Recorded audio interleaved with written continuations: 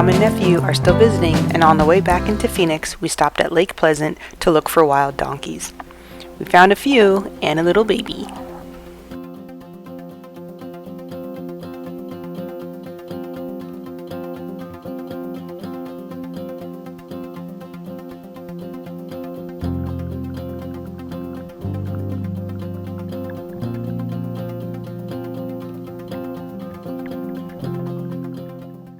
The following day, we decided to do an adventurous activity and bucket list item. We've arrived at our takeoff spot. It is 5 a.m. They're starting to blow up the balloons. I think that's another company back there though. Our balloon is over here getting set up. We arrived at the meeting location at 4:15. It's about a half an hour drive from there. I don't know if you can see behind me, the moon is still up.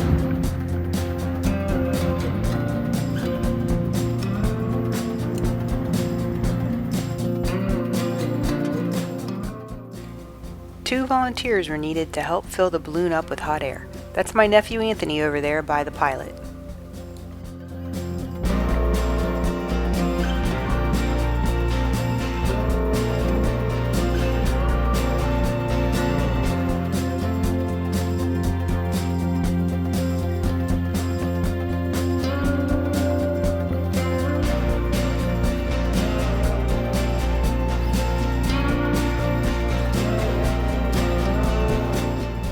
And just like that, the balloons all filled up. Now it's time for us to jump in.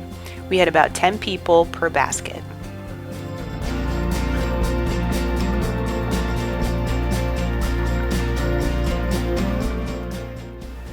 We booked our flight with Rainbow Riders. On this day, there was about 120 other people who also decided to do a hot air balloon ride.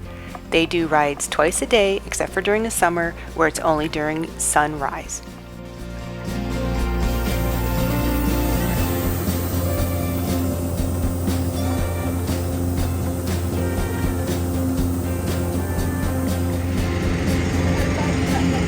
Alright, everybody turn and face the fan. Turn and face this way. Put your butts against the walls behind you. If there's not enough room going across for somebody in front of you that you like or don't like. All elbows, hands, and wrists are inside the basket, holding on to these ropes in front of you. Okay, you guys can move out the cabin.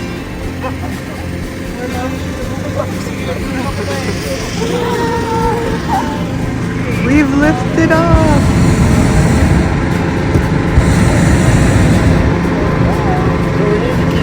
That this is a sport, not a science. What does that mean? That means that the only place I really know we're going is to have a good time. The only thing I can guarantee now that we take it off, we'll land. So we're going to go up and down. Let's see the first different ways there.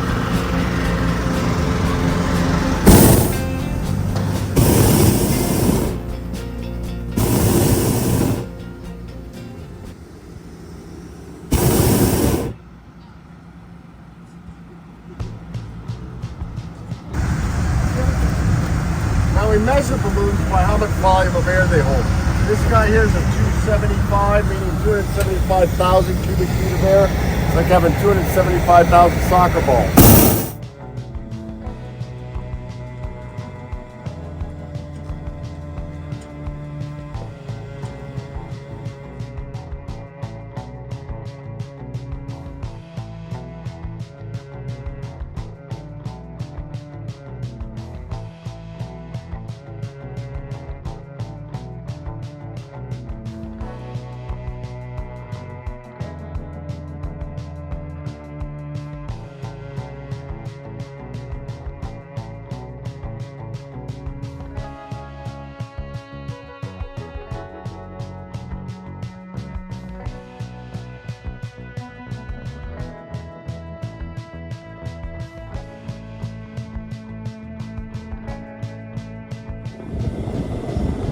We're at 6,000 feet above sea level, about 4,500 feet above the ground.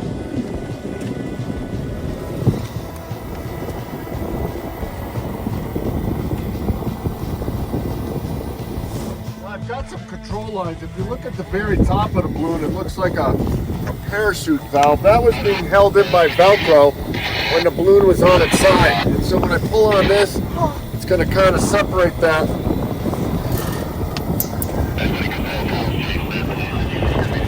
Why are we doing that?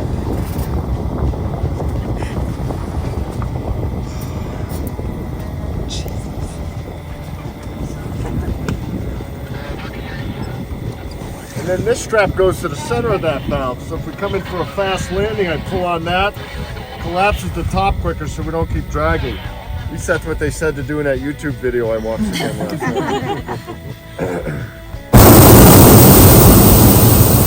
100 feet, that's about 120 miles away. We look across a highway there. That's the TSMC, the Taiwanese Semiconductor Manufacturing Company, one of the largest construction projects in the country. About $40 billion. And then we go to the left of that, you can see a strip of water coming underneath the highway there. That's the Central Arizona project. That pulls water off the Colorado River from over 200 miles away and goes across the entire state. We also take some of that water and pump it into the lake in the wintertime, take it back out in the summertime.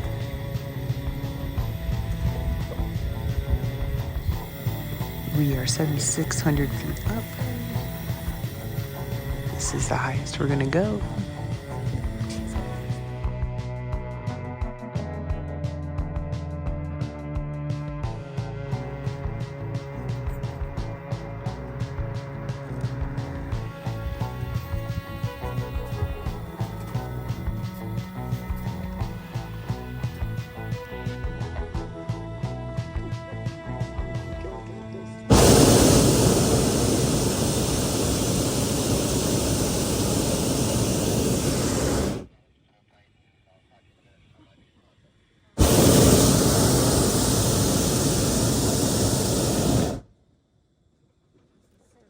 There's a road sign.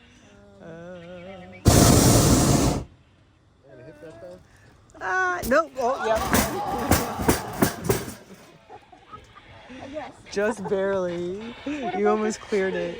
Still standing. All right, we're gonna put it on the road. You guys tuck down right there. Just tuck down, okay? Pull it towards the road.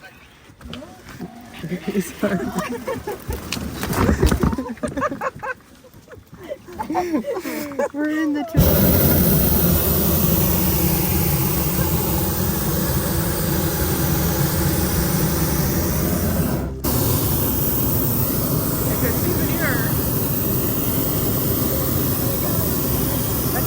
For you, Anthony.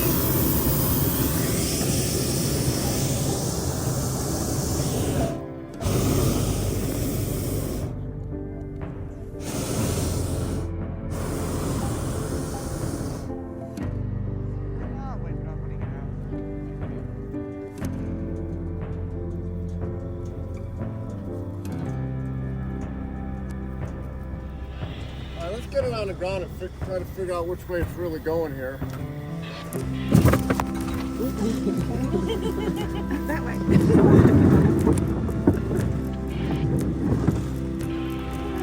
We've landed.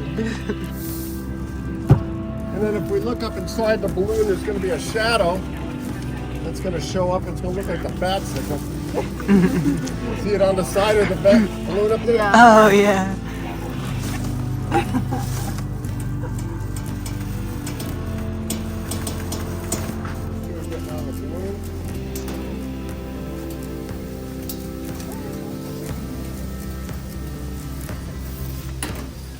Just like that, the balloon deflates itself.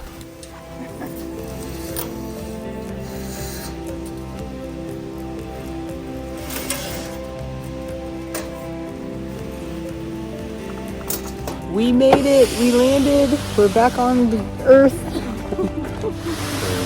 We're going to celebrate with something. Mimosas, maybe? We got a balloon. They're still folding it up. Not that tree, but that set of bushes behind it, that's what we landed in. It's because back in 1783, it was the Montgolfier brothers out of Paris, France that were the first ones to go ballooning. Back in 1783, they didn't have all the technology we have here today with all the fans, the vents, the burners, and all that stuff. And so what they would do is start out by building a large rigging. They would suspend the balloon by the rigging, start a fire below. Into that fire they would throw all sorts of things, old cloths, rags, linens, whatever they could find. They thought the smokier the fire, the better. Eventually all that fire and smoke did fill the balloon. Painted on the side of the balloon was the picture of a head of a monarch or a prince of that time. So now you can imagine that big round head with all the fire and smoke coming out of it floating off out of Paris. Well, if you were a peasant or a farmer, you had no idea what was going on in Paris, and you knew that only two things really came out of the sky, that being either the angel or the devil. When they saw that big fat head with all that fire and smoke, it certainly didn't look like any angel to them. And when that balloon would come in and land, sometimes start their field on fire. So they'd come out screaming and yelling towards the balloon, yelling, "Kill the devil, kill the devil." So not go over too well with the Montgolfiers.